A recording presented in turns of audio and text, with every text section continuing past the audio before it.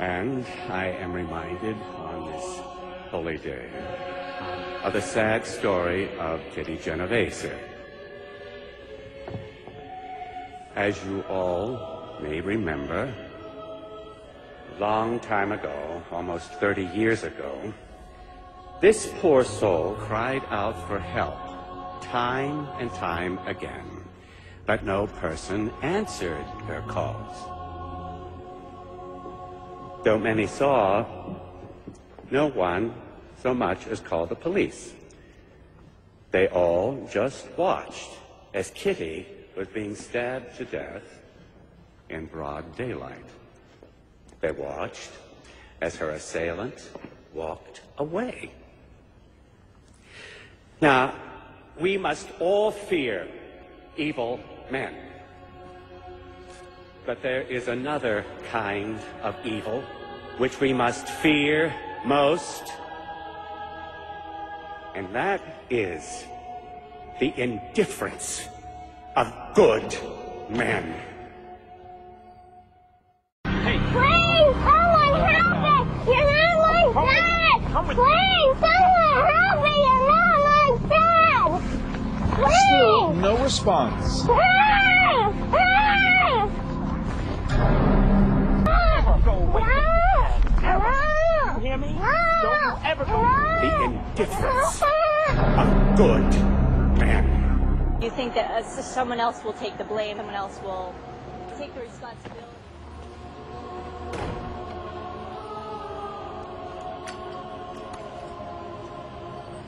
In 1964, Kitty Genovese was brutally stabbed to death in Queens, New York. The attack lasted over 30 minutes. Her assailant twice left the scene and returned to continue the assault. 38 witnesses watched from their apartment windows, neither coming to her aid nor calling the police as she cried for help.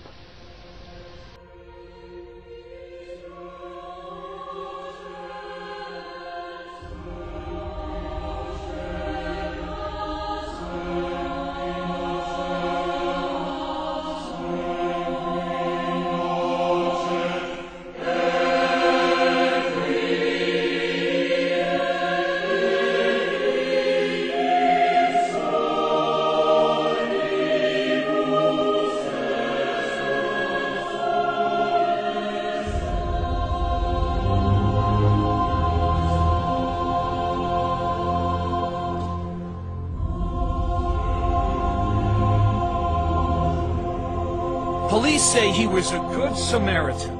31-year-old Hugo tailed Yaks, stabbed as he tried to protect a woman from a mugger. This surveillance tape shows him bleeding to death on the sidewalk as 25 people passed him by. In that hour and 20 minutes, one man takes a cell phone picture, another actually lifts his body, sees the blood, and walks away. By the time paramedics got there, it was too late.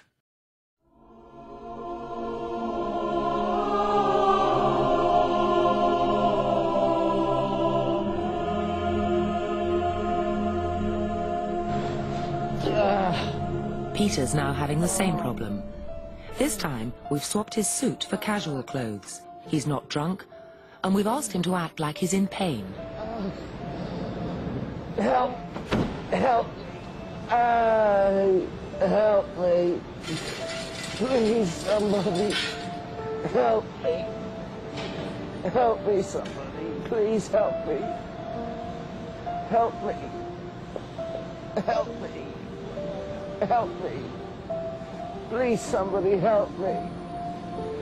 Please, somebody help me! Surveillance cameras at a city-run psychiatric hospital emergency room in Brooklyn capture a woman falling from a chair, writhing on the floor, and dying. Hospital staff and other patients watch and do nothing for more than an hour. One guard doesn't even leave his chair, rolling it around the corner to stare at the body. The New York Civil Liberties Union sued the facility, Kings County Hospital Center, last year over the way it treats psychiatric patients. It's a chamber of filth, decay, indifference, and danger, and seeks an end to the culture of abuse and neglect. The city's medical examiner has yet to determine why the woman, 49-year-old Esmond Green, died on June 20th. She had been waiting in the emergency room for nearly 24 hours. The reason why this woman died the way she did is because there is a culture of indifference. The indifference of good men.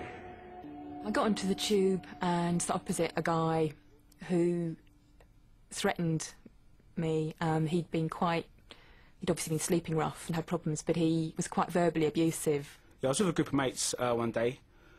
We've seen two fellas arguing. We've literally turned the corner, discussed a few things, came back, and that was it. They were fighting. I'd got up to walk away from him. He'd followed me, and he sat beside me for 6 or 7 stops, actually threatened to stab me. We've had a little discussion between each other if we should stop it or not. We decided not to, so we was on our way.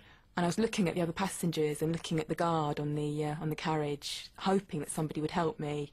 We should have really done something, because at the end of the day, how'd we like it if it was us? Nobody did anything on the tube. People just ignored me completely. When the guy eventually got off, then people came up and asked if I was okay, but during the journey they'd done nothing. And that's when the guilt tripped in. We really did realise that it was wrong what we did.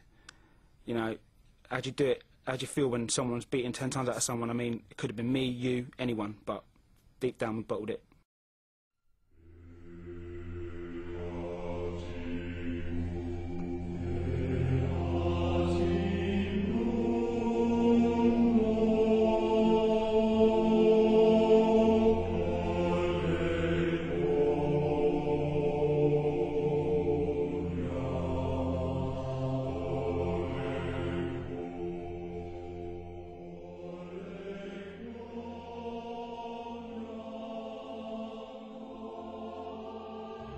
I stopped, before I got on the 20th, I stopped at Walgreens and I bought my last meal.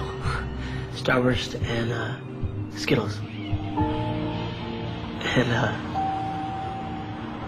went out the bridge. Found a place that I thought, alright, it's not too close to the pillar, I won't hit the pillar. I'll just hit the water, I'll either drown or I'll die on impact, or I'll have a heart attack. So I got there, stood there for like 40 minutes at that spot. Just crying my eyes out. Joggers, bikers, runners, tourists, whatever, running by, walking by, looking at me, didn't say anything. That's not their part, it's not their problem, but anyway.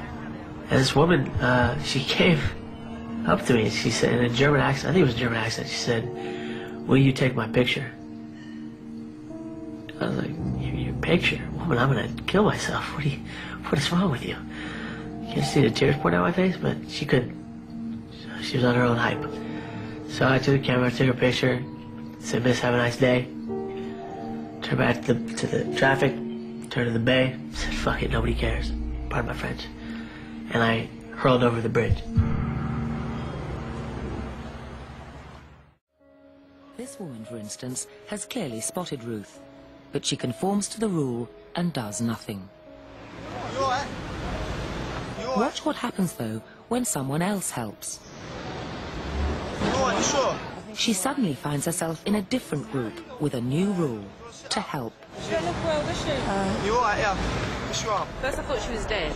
Then I checked to see if she was breathing or not.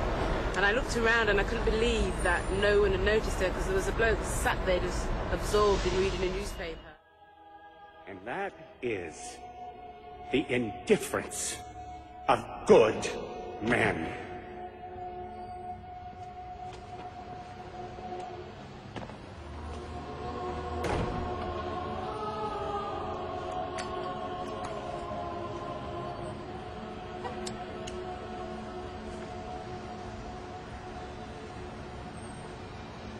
I do believe that my seniors finally got the point. Aye.